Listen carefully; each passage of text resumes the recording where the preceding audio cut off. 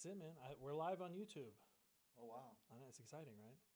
First live show. We're going to be answering some questions on this week's podcast and just general business questions if anybody has one. All right. Well, that sounds like fun. I guess we'll see. I don't know if anybody will have one for us in the first week, but we'll find out. This week's episode, we talked about the holiday shopping forecast. So we threw out some key metrics.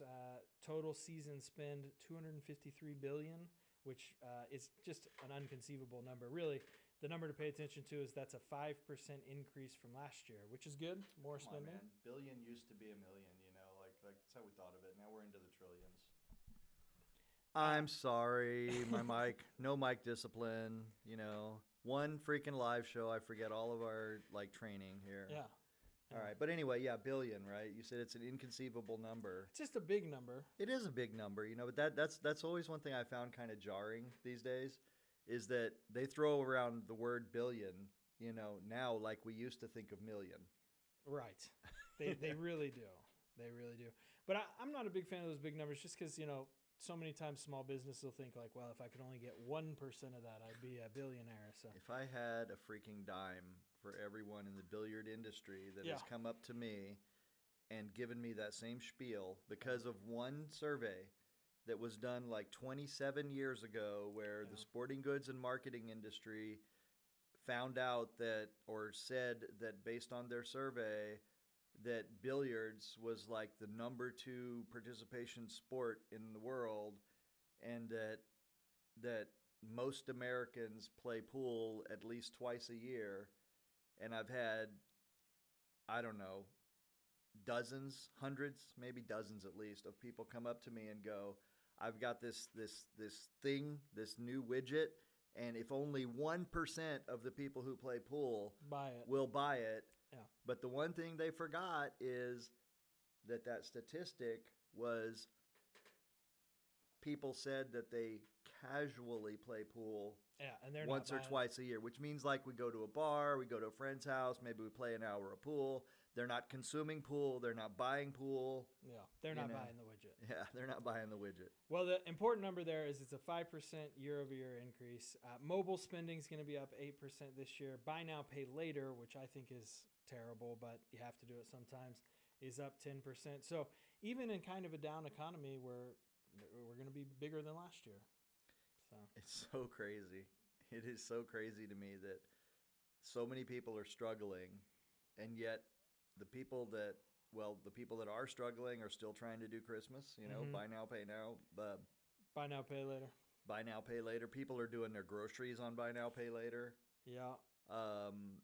As you talked about in the podcast, some of those things are just outright like debt imprisonment scams. It really can be, unfortunately. But some of them are also like zero interest, and if you can keep up with the payments and you're really disciplined, it works. But then on the flip side is if you were already disciplined, you probably saved up ahead of time. And so the people who end up spending that are people who aren't disciplined, and they're going to miss a payment, and then they're going to get hit with big fees. So that's why I feel like it can be rough sometimes. There are people who are disciplined, and they have unexpected things happen. Absolutely true. So, absolutely true. And those are perfectly designed for them. Yeah. My kids at this point in my life will never understand that if some shit happened to us, they should just make gifts out of popsicle sticks. There you go. They're going to be like, go find a credit card somewhere and buy me what I want. Yeah. Entitled little brats. So they don't watch the podcast, thank goodness. Like every year, the top categories: electronics, apparel, home goods. Those represent more than half of the entire holiday spend, with toys and cosmetics being the next one. And then the real valuable piece of information I thought we talked about in the last episode was kind of getting into what small businesses can do to compete against these big box retailers. It's impossible. Like nothing. Well, it's impossible to beat them on the discounts and stuff. So we do have some other stuff. Calvin, if you'll slide down, we can look at that again. Honestly, what you can do is create fan clubs, is be over the top with customer service, because these days, one of the biggest complaints that people have going into big box stores and stuff like that is lack of service, lack of expertise, feeling like a number. Absolutely. And so, the Cyber Monday, Black Friday, holiday sales, it's important for small businesses to try to get customers, but you're not going to compete with the Amazons or the Best Buys of the world. Those guys can sell stuff at a loss to then drive sales either later or add-on sales just to get you in the store. And you can't afford to do that, unfortunately. Yeah. So a few of the things that we talked about: focus on experience over pricing. So customers want to come into a store. They want to have a good customer experience. They want to have something Instagrammable. They want to meet the owner, meet the makers. They want to get personalized service in some way, gift wrapping, curated bundles. Just try to create a little bit more of an experience. Back massage. So, shopping on Amazon and shopping in Best Buy or Walmart, it's not terribly exciting, but you're getting what you want. So if you can create an exciting experience, that'll really help you. Put a champagne room in the back. There you go. Like you had mentioned, selling your expertise or selling your niche. If you're a small business, you should be an expert in what you're selling. And the people at big box stores that you're interacting with are not experts. And so by selling that expertise, that gives you a leg up. And then 2, building a community. You mentioned that as well. Great. Get people invested in your success. Shout out customers. If you have an e-commerce store, do the boxing videos, add a little thank you note in there. Get people on social media shouting your name and championing you. That's how you win in this kind of be human. Huge world. Yeah. In today's world, people are going to start valuing the human to human interactions. I think you're right, especially as AI just gets out of hand. Customer experience and that personal relationship is going to be super important. Yeah. Plus another part of that is, this is what I say to my customers, at least. I say, look, if you, so in our business, people can buy pool cues online. There's dozens of online retailers. Mm-hmm. But what happens is even if the retailer that they buy from online would take the product back, it's a hassle, right? Yep. You got to call them up. You got to talk. You got to hope that they're okay with it. Then you got to jump through their hoops. Sometimes there's a restocking fee, But what I tell people is, I'm like, look, I can buy any cue just about that you want. So if you find something online that you want, come in and talk to me. I will order it. I will match their price. And when it gets here, I will check it and make sure that it's good. You come in, shoot with a little bit, maybe put on a new tip for you, whatever. If there's anything wrong with it, I'll call you and tell you before you ever even come back, and I'll take care of it and get another one sent. And anytime you have any question, you can come in and talk to me. If you're mad at me, you can come in and choke me. Well, maybe that's a little too much information. Don't do that. But that's really, selling the expertise. Yeah, absolutely it is. That's the customer service part of this that your customers are not really going to get anywhere else, especially in the big times when there's just crowds crushing it at Best Buy, and they're not going to have extra time for you, unless you want to go over and pay for it with their Geek Squad or their Knowledge Squad, whatever it is, right? And then you're going to have to stand in line again. Yeah. So absolutely. Yeah. Building that community and providing the good customer service, good expertise is what really sets apart small businesses. The next thing we talked about was smarter ads, not bigger. You're not going to compete with the big box stores and their ad spend. It's, your ad spend for your whole year is a rounding error to them. So be smarter. Not even. Be smarter with your ads, collaborate with other small businesses, cross-promote as best you can, focus on repeat customers. The biggest thing that small businesses can do to compete is creating perceived value, which is really what a lot of these things are doing. These expertise, focusing on experience over price, building the community, it creates perceived value in the minds of the customer. And that's the way you can combat in the holiday season rather than discounts. So adding on low-cost things, creating bundles, adding thank you notes, personalized service. We talked a little bit too on what was going to be next week's episode about monogramming or personalizing things, something that doesn't cost you a lot of money, that that makes your product much more valuable There in the mind of are the customer. a ridiculous amount of desktop decorating methods that you can do. Things that just you printers that you can print on, that you just iron on something right off the printer onto something, that you stickers you can get, that you can get these cool stickers that are literally, you peel them off, they're transparent, they look like they've been there, you know, that they were manufactured with the item, and they're beautiful, stuff like that. I mean, these are like industrial grade stickers. You can send them through the dishwasher and stuff, and they're fine. Yeah. So many things you can do, but I want to go back to advertising for just 1 second and Yeah. mention something. I didn't even mention this in the podcast. Mhm. Something that actually works on me. Yeah. You know, and I'm jaded when it comes to advertising and marketing because I've been doing it for 30 years. You know, I sit around and think of ways to manipulate customers, you know, to just literally mess with people's minds and get them. Is that what you're doing on your Friday nights? Just sitting in a dark room trying to figure out how to mess with people? No, Manipulate them? I think about this all the time. You know, it doesn't have to be Friday night. All It's right, just fair. you know, but no, really, I try to think about how people think and what they want, and honestly, when I say I try to think about how to mess with people's minds, what I'm really saying is I'm thinking about how can I convince people that we have a real good value proposition. You know, that if you buy my thing, it's an investment, you know, of some kind. You know, you're not buying a trash thing that you're just going to throw away. That's what I'm trying to convey to people and get it above the noise of all the trash stuff that's out there that's being hyped up. Mm-hmm. You know, so that's really what I'm trying to say. But I'm trying to say that I think of how can I tap into that consciousness Yep. as a marketer, right? Yeah. So when I say I'm jaded, what I mean is that I look at all the stuff, to how people advertise things, and I'm really attuned to the trash marketing that's out there, you know, but the incessancy of it, is that even a word? Incessancy? Yeah. I don't know. I don't know. We'll look it up. But anyway, the fact that this stuff just is endless, right? I heard one the other day. Listen, this you got to hear this, and then I'll get back to the rest of my story. This one sticks with me though. Yesterday when I was driving my daughter to school, and I heard this ad for AT&T, right? And it was like this. It was like, you're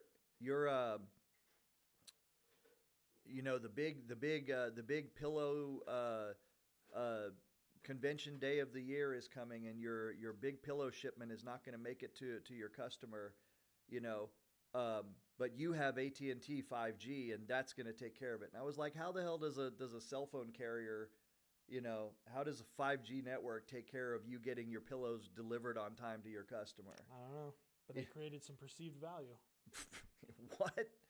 You know, like when I hear bullshit like that on the ad, I'm like, that makes me want to run away from AT&T. You know, that somebody at AT&T approved that. Yeah. But anyway, you know, getting back to what I was saying about what works on me though, literally what works on me is a guy standing out in front of a business with a signboard or a sign or something advertising whatever it is they do. Yeah. You know, whether it's oil change, whether it's, you know, free monogramming, whatever it is that they do, that works for me. It catches my attention. It sticks with me, you know, and usually it's going to be on routes that I take often, you know, so I'm going to get a lot of impressions with it. That gets me to go into a store. Yep. Yeah. So I'm glad I saw you out there on the corner with your signboard. There you go. There you go. No, you know, when I opened this store, it took, I think it was 18 months before I had my first walk-in with my sign. Bullshit. Nobody walked in? I swear, nobody. We had a whole tax season. Granted, it was COVID when it hit, and I had lost a bunch of customers, but I got people through cold calling and emailing and stuff like that, but nobody just said, hey, I walked by your store and saw you, so I thought I'd come in. It took about 18 months. Yeah. I think it took you 3 years to come by. It did. I drove by your sign, hundreds of times, you know, over the year or so, 2 years that after I moved to Bethany. And every time, I swear to God, every time, there were times when I would take a different street because I didn't want to drive by your sign and remind myself that I need to come in. Need to come in. Yeah. Yeah, seriously.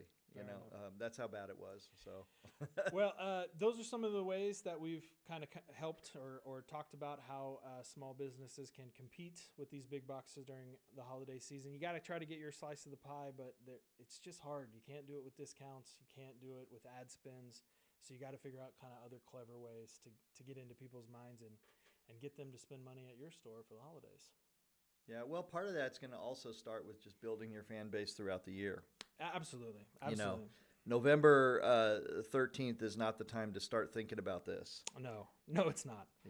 But check out the podcast that I think it was released yesterday. We talked a little bit more in depth about some of those ideas. We also talked a little bit about mobile dominance, how that's going to be a big one. A lot of more people shopping on their phone. We also got into the rise of AI-driven traffic, which I need to learn more about. I'm a little slacking on the AI ads, but the algorithms are getting crazy now. So you got to pay attention to it as a small business I wish AI was smart enough to figure out I already bought the damn car. Yeah, it's still giving you ads. Oh my God, it's crazy. Yeah. It's the nuttiest thing. Oh, and by the way, if you decide to do one of these, car dealers have this some of these car dealers have, I don't know how they do it, but if you indicate any kind of interest in their dealership or any car that they have, you suddenly start getting texts from everybody in their dealership. Yeah. Everybody. I've started getting texts from the kids of these dealers. You get videos too of the car. They sometimes, want you to buy, photos. Yeah, man, it's annoying. Yeah, and it just must rotate. It must be some kind of auto rotation where it's like somebody is interested in a car. This guy, indicated interest, and then every one of them is trying. Yeah, now with the AI though, it's going to be like you happen to Google a car one time, and now it's like you want to buy it. Dealers are going to be all over you. I think it's worse than that. I think if you're like driving by a car dealership and you just happen to glance over at it, for too longingly at the car that you want. Exactly. You're going to be geo-fenced into that by the algorithm. It's really going to get to the point where it's like reading your mind. Yeah. Yeah, I agree. I don't know. I'm going to have to learn a lot more about it. This AI stuff is, it's getting out of hand. We're going to all have to be experts on it But you know what? I have actually seen people. I've seen a podcaster grow his audience by creating these fake interviews with dead pool players. You were talking about that. That is wild to me. Those deep fakes are crazy. And actually, I listened to one of them, and it happened to be a player that I read about in books. That I read bios and profiles of and everything, and in my mind, already preconditioned with what I knew about that player, it sounded pretty reasonable. Fair enough. Well, that's sort of our recap for this episode. I think we should jump into the real reason we're live, and that's answering questions. Absolutely. Let's get some questions going, man. Dylan, what do we got? Any questions? Questions? Yes. Dead air, first time. No, it's all good. I'll go with the most recent question. How do I balance extending my operating hours and not going too high on labor costs? That is a good question. It's a you question. Well, so you're going to have to factor in additional labor hours. It's just the bottom line. If you're going to extend your hours, unless you're doing all of the work yourself, you have to build into your budget these additional hours. And you should figure out exactly how much you're needing to sell to cover those hours. That's what I would say. I'd say that's where it makes sense is if you're selling enough, then don't worry about the labor. True. There's a kind of a budget that you can do. It's sort of like a formula. And it's what we use to kind of judge when stores should be open. And there's a lot of stores that you'll see that are open like 24 hours. And you think like, why bother being open 24 hours? It's not so much anymore post-COVID, but like we take Walmart's, for example. It costs them more money to shut down during the night than it would be to close it. It costs more to shut down and reopen than it does to just keep people there the whole time. Plus, they always use their overnight hours for stocking anyway. 100%. So when you're looking at your small retail business or your small coffee shop or whatever it is, and you look at, okay, I'm going to be open from an extra 3 hours a day. That means I'm paying a guy $10 an hour So we got to pay 30 extra bucks in wages.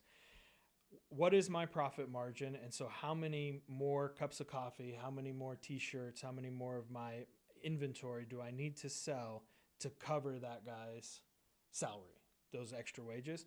And is it worth it to be open that time? Am I going to get enough customers into the store to justify that additional wage?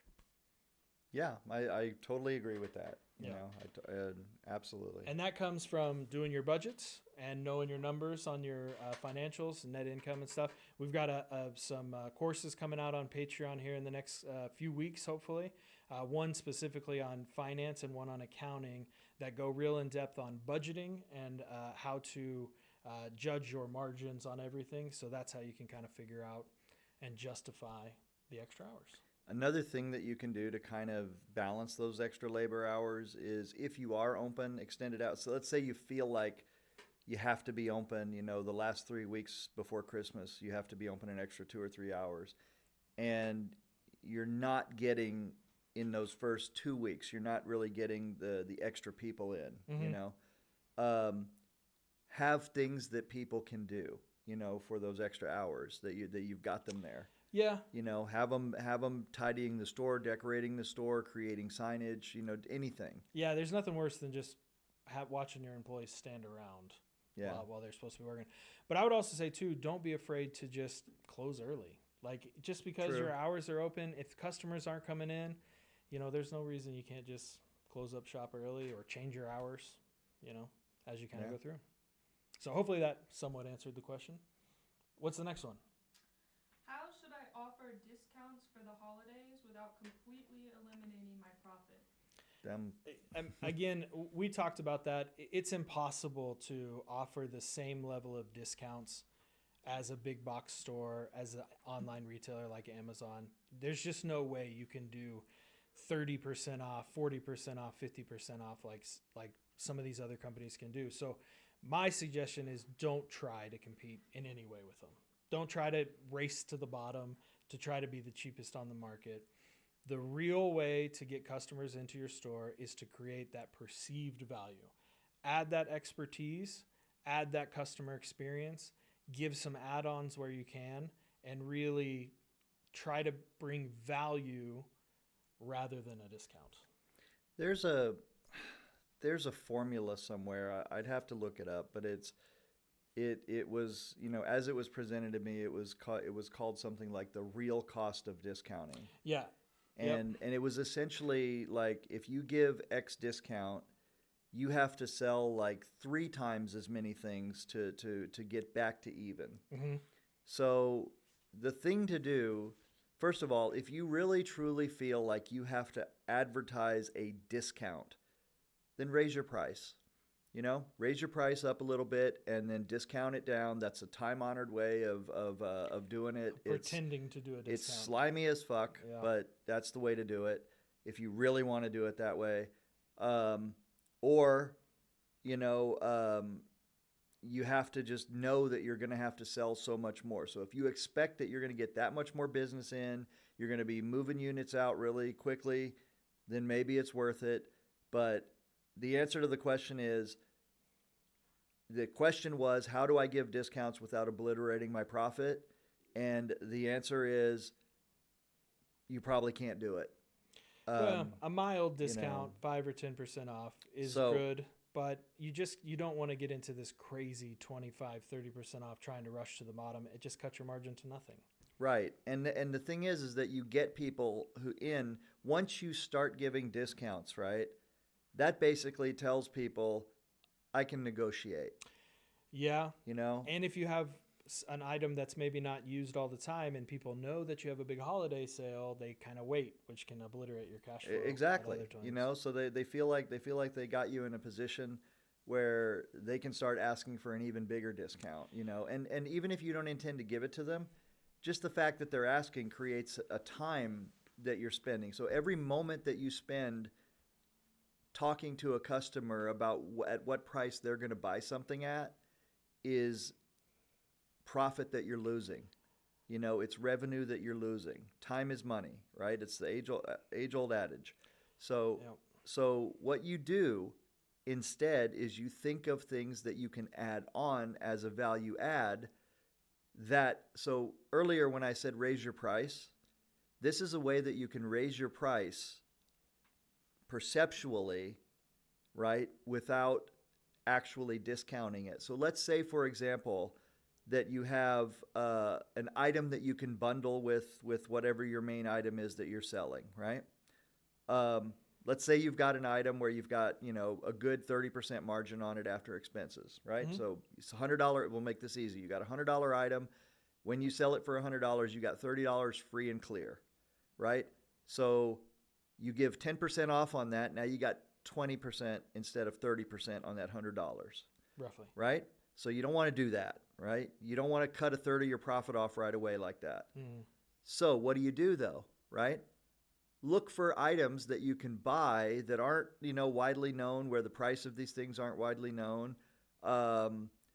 Things might be like thermoses, things like that, somebody might look at it and go, that's a $30 thermos. They don't know that you bought it for like $3 or $4, right? You grab it, you put $29.99 on it, and you say, come in and buy my $100 item and we'll give you a free thermos. Yeah. Right? Add-ons are really great. So now you have literally $73 in that sale of $100. So you've given away only 3% of a discount, so to speak, right? You only lost 3% on the of your profit instead of a third of your profit. 100%, yeah. Right? So that's the way you do it, or you offer, like I said earlier, you offer monogramming or something like that. You go you buy these industrial strength stickers, that you can apply with a heat press super easily, and you do it. Or you get a little laser engraving machine. They make them now that fit on a freaking desktop. You put the item underneath it, it laser engraves it in like 10 seconds, and you're done. You set it all up beforehand. I did that one year. Mm-hmm. We took a laser engraver out to a show to do pool cues. Yep. So I want you guys to think about this for a second, right? We're at a show with 10,000 pool players, right? 10,000 pool players. We have a laser engraver. We're selling pool cues, right? We're selling pool cues. We're selling all the accessories, but we have a laser engraver as well. So what's happening?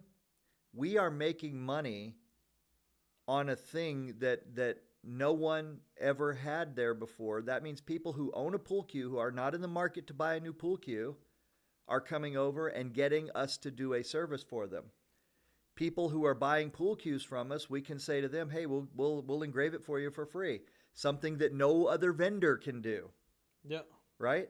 Yeah. That's a good way to add on a little bit of perceived value. Absolutely. That's how you get customers. And before we move on, just to kind of give a little bit of technical information on discounts. Whenever you're thinking about doing a discount, you should look at your break-even point. So the break-even point is, your fixed costs divided by your profit margin. It tells you how much of an item you need to sell. And so when you add a discount into your profit margin and you look at your break-even point, it'll show you how much more of that item that you need to sell in order to get back to the same. Kind of, you had hinted at that earlier. And so that little equation can tell you whether it's worth it to give a discount. So sometimes when you give a 10% discount, you might need to almost double the number of sales just to get back to the same profit. And so by giving a 10% discount, are you really going to get twice as many in sales, or is it better just to not give the discount at all? Yeah, I mean, in my opinion, discounts are a cheap tactic to get people in. You'll see a lot of these buy one, get one, or buy one, get one at 50%, or buy one, get one at 25% stuff, I have a saying that I kind of, I feel like I kind of made it up because I never really heard it anywhere else. I was driving down along the highway in Colorado, and I heard this ad come on the radio for like a bank account. Mm-hmm. And this was back in the days when they used to offer you like a toaster or something.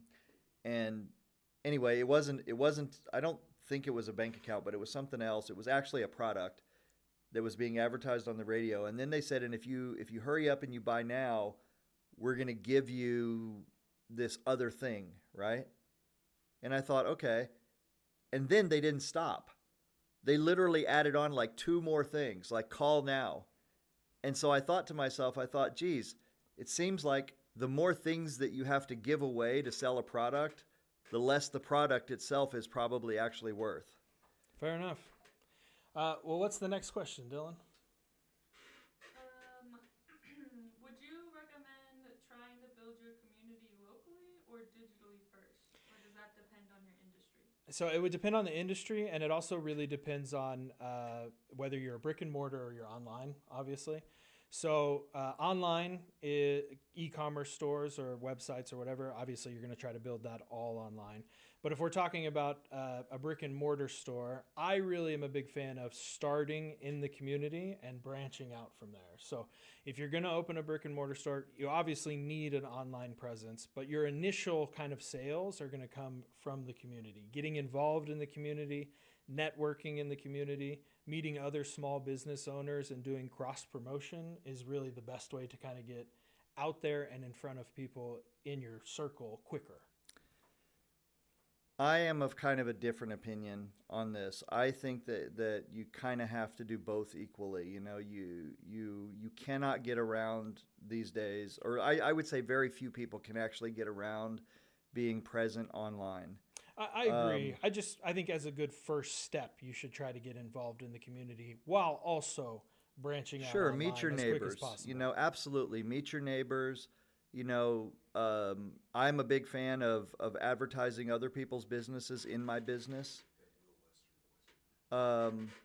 You know, I have a lot of customers who own their own businesses, and I've told them that I will put up little banners and signs for them. Mm-hmm. You know, I'm not asking them for anything because I know that just by doing that, I am creating goodwill with them that they will then, you know, relay to their customers. And I think you'll find that a lot when you branch out in the community. Other businesses will be happy to help advertise you as long as you're not competing directly against them, as long as you do the same, like if you help to advertise for them. Well, check this out. Even if you are competing against them, something that builds just incredible amount of trust with people is recommending your competitors. That's true. That can help, but it's a dangerous tactic sometimes. I don't think so. I think it's if you're confident in what you're selling, you really are. You've got good stuff. You know, you're not always going to have what the customer wants. Yeah, fair. You know, you're not always going to be able to help them out. And also, you know, like I do, I invite people to make comparisons. You know, I say, look, I'm going to tell you everything that I think makes my pool cue case great. And I'm going to give you all the points that I think are important. And listen, here's a list of everyone else in the city who sells cases. Go check them out. If you think my points are worthwhile, then compare them against those points. And if you find something that you like better after analyzing all these points, then go ahead and get it. Fair enough. Well, I guess to recap that question, both is needed. You got to get online and out in your community as much as possible. Right. But I would say one last thing. I'm sorry to say that, but don't be cheesy about it. You know, if you're going to be cheesy, be funny. You know, but don't be. Or if you're going to be cheesy, be real cheesy. So it's like over the top. Right. Be over the top cheesy. Then you're in on the joke. But don't be fake. Don't be disingenuous. Don't do bait and switch. Yeah, that stuff will ruin your reputation. You got to be genuine. You know, you got to find a way to be you and try to kill them with kindness, kill them with humor. What's the next one, Dylan? Yeah. Alrighty, we have I'd like to start my own business in the next year. Do I have to have an LLC? Maybe is the answer. So an LLC offers sort of just a thin layer of protection against your personal assets. So the LLC becomes sort of its own entity, and it protects your personal, like your personal house, your personal car, from any debts or obligations, or from getting sued if the business takes on any debts or gets sued. So it does offer you a little bit of protection. But I'm not a fan of rushing out to just form an LLC. I have a lot of clients and people I've worked with over the past two. Every time they get a business idea, they pick a name and they form an LLC, and then nothing really happens or they don't do anything with it. And so it just kind of dies on the vine, and you end up with 20 LLCs that all need to be dissolved and, you know, eventually. Well, there's it becomes a real problem. Yeah, there's two things to be careful of when you do this, right? Number one, and please correct me if I'm wrong, Number one is, there's plenty of LLC, vendors out there who will do the LLC for you. But you have obligations to the state. You have to file minutes. You have to do things like this. Some, depending on your state, and some, depending on the and some of them. So some of these guys, they'll charge you $50 or 150 or whatever to form an LLC. But they won't necessarily help you take care of the obligations if they're required by the state. Yeah, if you want to form an LLC, it's actually not as bad as you think. You just kind of go to your Secretary of State and register your LLC. The expensive part that you kind of need is what's called an operating agreement. Usually you have to get it from an attorney. You can get one on LegalZoom. It's not that great, but it does work. My suggestion is to find somebody like me in your community, an accountant or a lawyer who can help put one together. For Oklahoma, with a $100 filing fee, we charge $500. That includes the LLC registration, the operating agreement, getting your federal ID, and just sort of getting you set up. Anybody that charges way more than that, do not trust. I had a guy tell me that somebody wanted to charge him like 10 grand in New York to get a business set up. It does not cost that much. But back to my original point, don't rush out to do an LLC. But if you have a good business plan, you have an idea, you're ready to get it started, you've got the funding, then it's time to pull the trigger on the LLC. Okay. The second thing that you have to watch out for with this, especially if you're, wanting to run out and do a quickie LLC, which we don't recommend, is there are new regulations that require you, is it federally, I believe, to file a beneficial owner form? It's not required anymore. No more required. Yeah, okay. There was a lot of back and forth, and so I'm sure that's why you were thinking about it. There was a lot of back and forth on whether we needed to do those. They kept extending the deadline. As of right now, you do not have to do a beneficial ownership information report unless you are have a foreign owner, out-of-country owner. Okay, that was going to be like a fine though if it wasn't. It was. It was going to be a big deal. It was like $500 a day or something. A day, yeah, 500 a day. So good thing that they squashed that one. Yeah, and I think a lot of people were quick to dissolve their LLCs and stuff. But you can always start just as a sole proprietorship. You don't need an LLC. You can just kind of start your business. You don't have to have any of the formal documents, but it is recommended that if you're going to make a real go at it, to get an LLC. One more thing I'm thinking of that's also a little danger point, if I remember correctly, and you will correct me. What about the piercing the corporate veil? So once you have an LLC established, that offers that layer of protection. You need to have your business and personal finances as separate as possible. If you do get sued and it turns out you were using your business account like a personal checking, paying for your rent and your utilities and food and stuff, they can say that LLC is invalid and your personal assets then become up for grabs if you're sued. That's called piercing the corporate veil. So once you establish an LLC, you have to get that separation for finances. Absolutely. So again, just please get with somebody like Scott and do this, and just do your research. We have a lot of information. Check out our old episodes. We talk about LLCs way more in depth. And I'm actually doing a course right now on business law that's going to be out on our Patreon that talks about what an LLC is and how to form one. But yes, try to get with me if you can Scott is afford being modest. Get with somebody like Scott. Trust me. If you can. Because I went a lot of years without it, made a lot of mistakes. Had I been sued during that time, then I'm sure that the corporate veil would have been pierced, and the assets that we worked so hard to acquire would have been up for grabs had we lost the suit. Yeah, but good question. Yeah, a lot of people just form LLCs too quickly, but they're definitely great if you need it, and you don't have to pay an arm and a leg for one. So, any more questions? One more. Do you guys have any tips for getting money to start my business? And is there an estimated amount for how much it costs for startup to set up their business? Like to get a business started? Well, so there's no estimated cost. You need to do a business plan where you get like your initial capital put together. That's the funding requests that we talk about. And then there's several ways to get funding for a business. The first one is self-financing, just paying for it yourself. You end up owning 100% of the company. You don't have any debt. It's great, but obviously it's not practical if you don't have a lot of money or if you're trying to start a business that needs a lot of money. The second way to start a business is debt. so you go borrow the money. SBA loans are very good for that. You can fill out an SBA application, and if the SBA approves it, banks will lend to your business. They'll give you the operating capital that you need to get started, help pay for equipment and all that stuff. The SBA helps guarantee the loan to the bank, so they're very excited to lend to you if you get SBA approval. That kind of debt is one way to start it.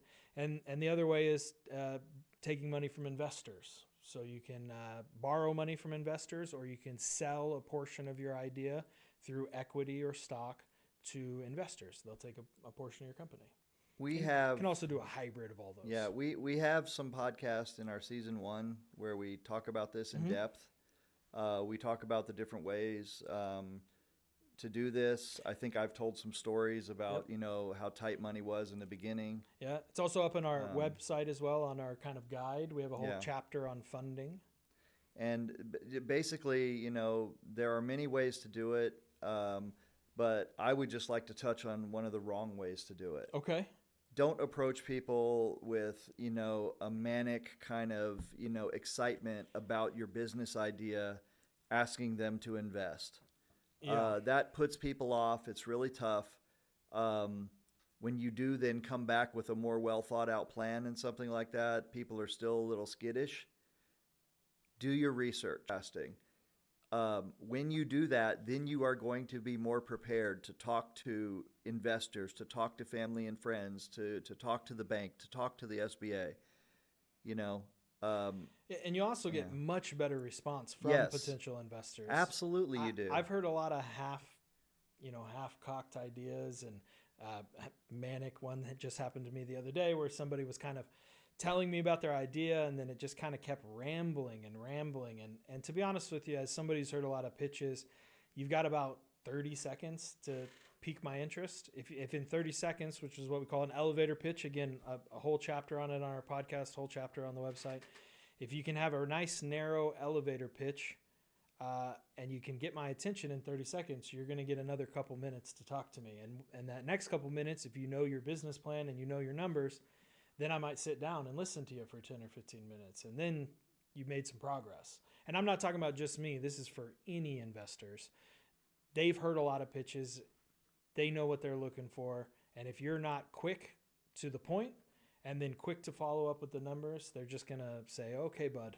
And you're just written off entirely. Yeah. And especially if you're the kind of person that's kind of like grabbing their arm and trying to hold them there to listen to what you're going on about.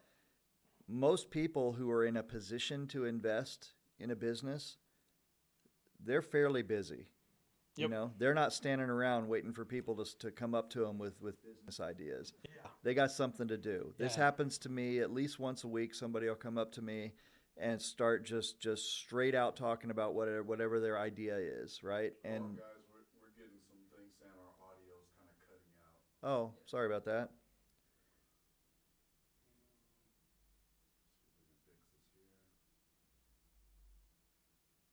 So yeah, I mean, it's the craziest thing, It's same thing what I said earlier with the if I only could get 1%. Yeah, a lot of that in the world. So, are we back? Still struggling. There's nothing better than a Ninja Turtle riding a turtle. Yeah. Sorry for the technical difficulties. Technical difficulties. It's our first live. Please stand by. We need elevator music. Do we have the little like bars across the screen? Yeah, maybe. Do you remember staying up so late that the national anthem came on? No. When the TV would cut off? I don't think I'm old enough for that. Yeah, it'd be like the last thing of the day would be the national anthem, and then the color bars would come on, and then it would be just a tone. Mm. All right. You remember that, Calvin? Calvin's like absorbed. Yeah. I'm not gonna ask Dylan. They don't play it on the internet.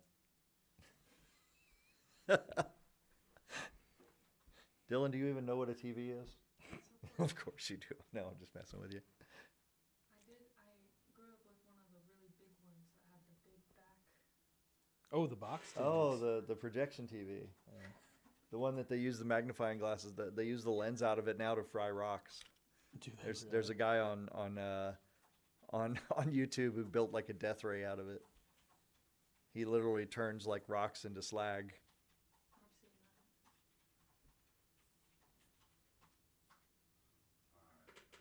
that. Are we actually still live though?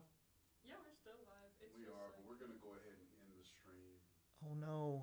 Uh, Can they hear us at all? it's literally cutting in and out. There's no way for me to fix it right now. Oh no. All right. Well, just to recap that last question, self-financing, debt, or investors. And if you come back next week, I'll be happy to go more in detail on any one of those if you have a question. Sorry, Or email us. Yeah, or hit us up, yeah, if you can, on our socials anywhere. And I apologize for the audio. We'll see you next week. We'll try this again. All right. Take care.